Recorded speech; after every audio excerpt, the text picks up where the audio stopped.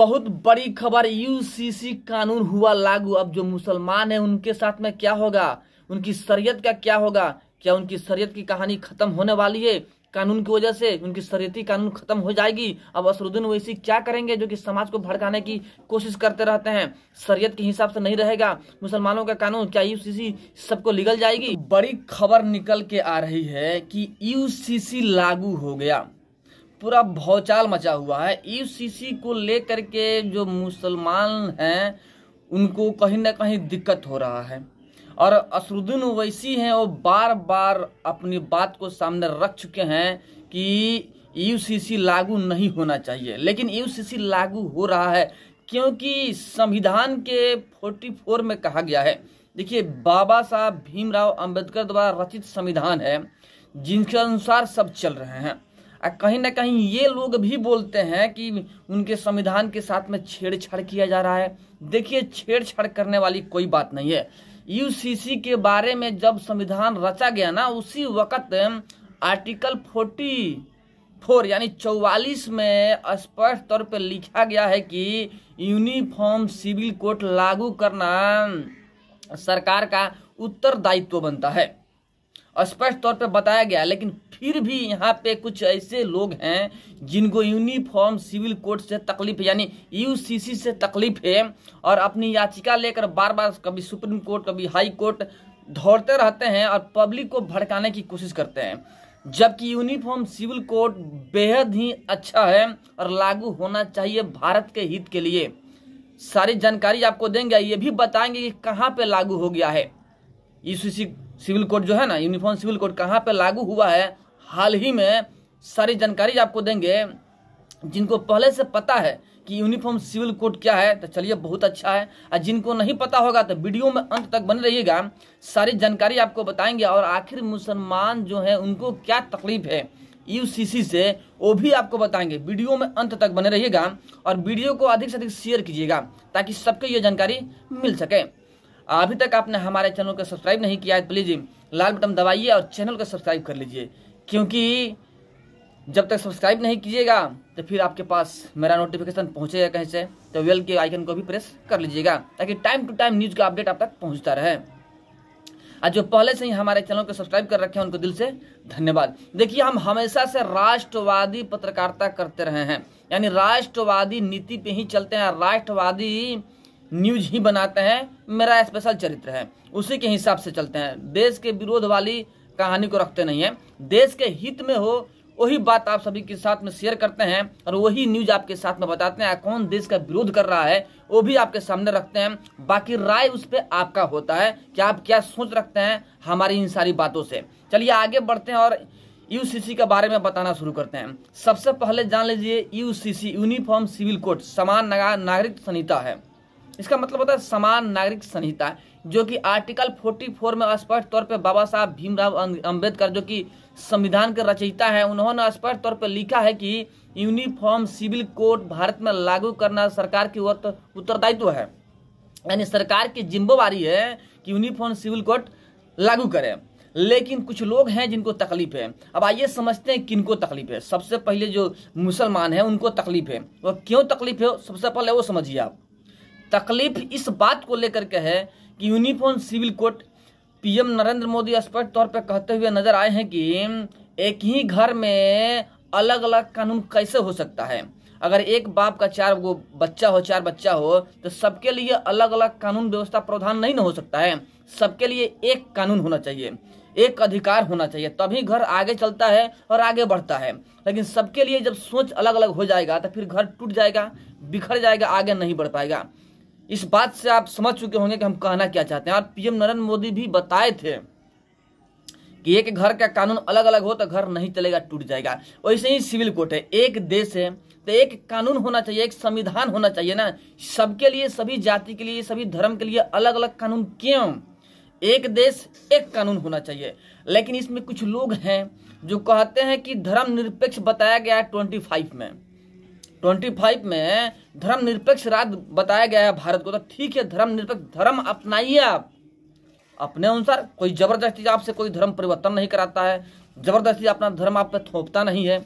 आप अपने अनुसार अपने धर्म में चलते हैं ना भाई, पूजा पाठ करते हैं ना भाई, लेकिन जो नियम है वो एक होना चाहिए, कानून जो है वो प्रावधान जो है वो एक होना चाहिए, सबके लिए अलग अलग नहीं होना चाहिए। इसीलिए यूनिफॉर्म सिविल कोड लाया गया और लागू करना बेहद जरूरी है। समान नागरिक संहिता यानी सबके लिए बराबर कानून। जैसे कि मुस्लिम जो है उनको ज्यादा तकलीफ है, कई बार असरुद्दीन ओवैसी चिल्ला चिल्ला कर गला फाड़ फाड़ कर बोलते हैं कि हमारे शरीयत के साथ में खिलवाड़ किया जा रहा है। देखिए, किसी के भी शरीयत के साथ में और किसी के भी धर्म ग्रंथ के साथ में खिलवाड़ नहीं किया जा रहा है। देखिए, देश शरीयत के कानून के अनुसार नहीं चलता है, क्योंकि ये सऊदी अरेबिया नहीं है, यह भारत है। अब भारत में अनेक जाति रहते हैं और सभी जाति अपना अपना अनुसार से कानून चलाने लगे ना, तो फिर तो भारत गया, चलेगा नहीं। इसलिए एक कानून होना बेहद जरूरी है। अब समझिए, सबसे पहले जैसे कि हिंदू धर्म में आइए, अगर किसी को डिवोर्स दिया जाता है तो उसमें डिवोर्स देने के बावजूद जब तक लड़की का शादी नहीं होता है तब तक गुजारा भत्ता देना पड़ता है, ऐसा प्रावधान है। कानून के द्वारा डिवोर्स होता है, मुख से बकने से नहीं होता है। आपको खर्चा चलाना पड़ेगा, कोर्ट में केस होगा, ऐसे ही थोड़े आप शादी कर लीजिएगा और उसको अलविदा कर दीजिएगा। कानून होगा, उसके अनुसार डिवोर्स होगा, किसके गलती से क्या हो रहा है सब जानने के बाद से डिवोर्स का प्रक्रिया है। जबकि मुसलमान में ऐसा नहीं है। मुसलमान में शादी करते हैं, तलाक बोलते हैं, बात खत्म करते हैं। लेकिन फिलहाल तो तलाक वाला जो तीन तलाक का प्रथा था वो खत्म हो चुका है, लेकिन अभी भी यहाँ पे तलाक चलता है दूसरे हिसाब से। और इनके धर्म के अनुसार तलाक होने के बाद से कोई गुजारा भत्ता कोई नहीं देता है इस लड़की को, जबकि देना बेहद जरूरी है। तो देखिए, वो अब से शादी की, आप उसको तलाक बोल दीजिए, डिवोर्स दे दीजिए, अलग कर दीजिएगा, लेकिन जब तक उसका कोई शादी ना हो जाए, कोई गुजारा ना हो जाए, तब तक आपको गुजारा भत्ता तो देना पड़ेगा। मजाक बात तो है नहीं। सरकार यही चाहती है कि दोनों के कानून समान हो, डिवोर्स हो तो सबके साथ में डिवोर्स हो और कानूनी प्रक्रिया से हो, शादी हो तो एक रजिस्ट्रेशन हो कि कानून के नजर में बने रहे। आप किसी भी वक्त डिवोर्स नहीं दे सकते हैं, नियम और प्रोसेस से गुजरना पड़ेगा। सही होंगे, कौन किस में गलती है प्रूव करना पड़ेगा, उसके बाद से डिवोर्स होगा। उसमें भी प्रावधान होगा कि आपको गुजारा भत्ता देना पड़ेगा। अब आजीवन देना है कि कैसे देना है वो कानून फैसला करेगी। दूसरी बात, अदर कास्ट में देखिए तो भारत के कानून अनुसार बालिग 18 साल के बाद होते हैं, लड़का या लड़की जो भी हो 18 साल के बाद बालिग हो जाएंगे। जबकि मुस्लिम धर्म में 15 साल के बाद लड़की बालिग हो जाती है और शादी हो जाता है। जबकि जो भारत का कानून है उसके अनुसार 18 साल के बाद ही लड़का या लड़की जो भी हो उसका शादी होता है। उसके पहले नाबालिग में गिनती आते हैं और कानूनन जुल्म होता है, उस पर कानूनी कार्रवाई हो सकता है। एक तो तकलीफ यहाँ पे हो गया मुसलमान भाइयों का कि भाई 15 साल में हम शादी करते हैं तो 18 साल पर काहे करेंगे। देखिए भाई, नाबालिग को शादी करके आप अपने घर पर प्रताड़ित कीजिएगा, नाबालिग लड़की क्या समझेगी, अपने ससुराल जाएगी, वहां पर भी प्रताड़ित होगी। उसको जानना बेहद जरूरी है। 18 साल तक घूमने फिरने की मौका मिलना चाहिए, समाज को जानने का मौका मिलना चाहिए। इसलिए कानून समान होना चाहिए, 18 साल ही होना चाहिए। दूसरा फैक्ट आपको बता दिया हम। तीसरा फैक्ट पे आते हैं। तीसरा फैक्ट में भारत के संविधान अनुसार एक व्यक्ति एक ही शादी कर सकता है। जो नियम लागू हुआ है उसके अनुसार एक व्यक्ति एक ही शादी करता है, जबकि मुसलमान में एक व्यक्ति को 4 शादी करने का अधिकार है शरीयत के अनुसार। देखिए, 4 शादी कर लीजिए, बच्चा का पूरा लाइन लगा दीजिए, किसी को कोई रोजगार ही मत दीजिए और शिक्षित कर दीजिए और सरकार से लड़िए, भाई हमें रोजगार नहीं मिल रहा है, रोजगार नहीं मिल रहा है। एक बच्चा से 4 को बच्चा पैदा कीजिएगा और 4 चौका 16 को बटालियन तैयार कीजिएगा। किस किस को सरकार नौकरी देगी भाई? जब आप बच्चा पैदा कीजिएगा तो उसको भरण पोषण का व्यवस्था भी कीजिए ना। भरण पोषण का व्यवस्था नहीं है, लेकिन लाइन लगा देते हैं लंबा चौड़ा और तब सरकार से लड़ना शुरू करते हैं कि नौकरी नहीं है, नौकरी नहीं है। आप पढ़ाइएगा नहीं, नौकरी कहाँ से मिलेगा भाई साहब? हम दो हमारे दो वाला फंडा अपनाइए, मस्त रहिए। लेकिन यहाँ पे है कि 4 शादी करेंगे। यहीं पे इन लोगों को तकलीफ है कि हमको 4 शादी करना है तो क्यों नहीं करें, हम अपने शरीयत के अनुसार चलेंगे। देखिए, ये नहीं चलेगा। जबकि सरकार का कहना है कि ये बराबर होना चाहिए, एक व्यक्ति एक ही शादी होना चाहिए किसी भी हालात में। इसलिए मुसलमान भाइयों को ज्यादा तकलीफ है। तीसरा फैक्ट हो गया। बहुत सारे फैक्ट अगर हम बताना शुरू करेंगे तो वीडियो थोड़ा लंबा हो जाएगा, आप बोर महसूस करने लगेंगे। मेन फंडा, ये 3 स्पेशल फंडा है जिसकी वजह से मुसलमान भाइयों को तकलीफ है। और दूसरी, शादी के बाद हलाला वाला फंडा होता है। देखिए, हलाला के बारे में जैसे हम सुने हैं, देखिए हम बताएंगे नहीं, संक्षेप में बता दें कि शादी अगर डिवोर्स हो जाता है यानी तलाक बोल देते हैं और दोबारा उस लड़की को अपनाते हैं तो एक हलाला का प्रक्रिया होता है। जहाँ पे एक मौलवी साहब होते हैं, उनके पास जाना पड़ता है उस औरत को, वहां से होकर गुजर करके पुनः अपने पति के पास आना पड़ता है, ऐसा हमने सुना है। पूरा हमको जानकारी नहीं है, इसलिए हम पूरा का पूरा बात बताएंगे नहीं कि हलाला का मतलब पूरा होता क्या है।